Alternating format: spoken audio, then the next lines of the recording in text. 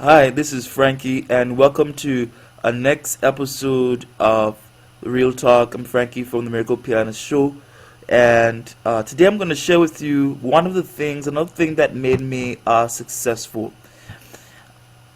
Growing up, I had a lot of different self-esteem issues because, of course, I was an orphan and was a little old lady.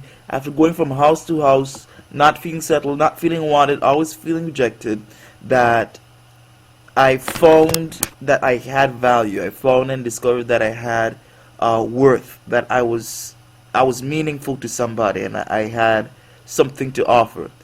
And one of those things that kept on pestering me whenever I would seek to go forward is my own sense of self, my own sense of what it is that I'm able to accomplish in this world.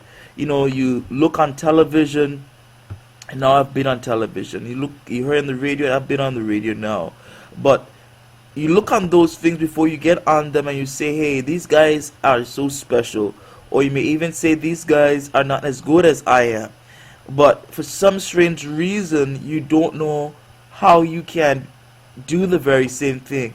You can't get yourself past, "Oh, I have to be like this person in order to do this," or "I have to be perceived as such and such in order to do this," and you never get past the barrier that is telling you that you're not good enough, and that you're not worth it.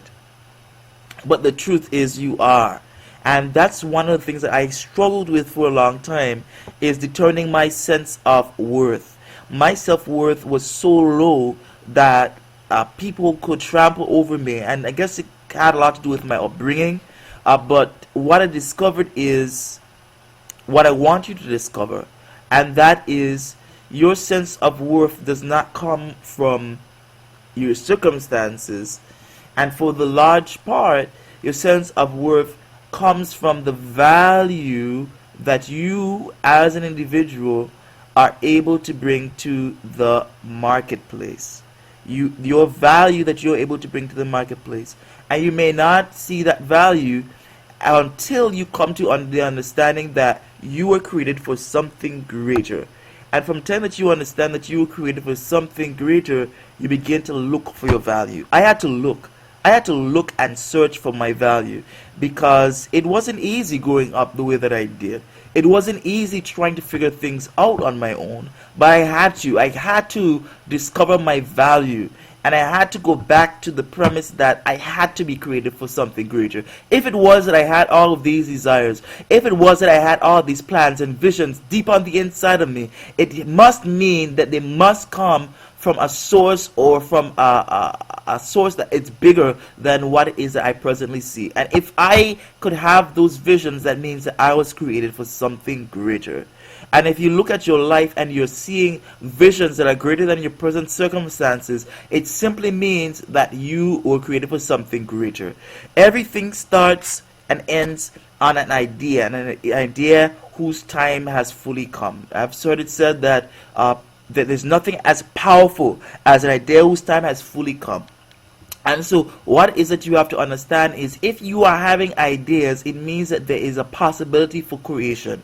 There's a possibility for something bigger. There's a possibility for a new vision to be cast upon your life. And that's what I had to discover. And that's what I'm trying to tell Chad Jackson to be able to do, is to see his value beyond his present circumstance, beyond that lady that is just trifling and just looking for his money, and looking for him to support her.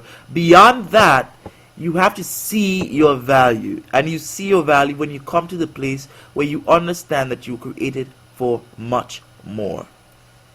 The guys and I on the Miracle Pianist Show, we have a great time. We entertain. We have lots and lots of fun. You can go over to our website, miraclepianist.com, and discover some more about us. I think they provide a link down below. But this is the end of this episode of Real Talk. Have a good one.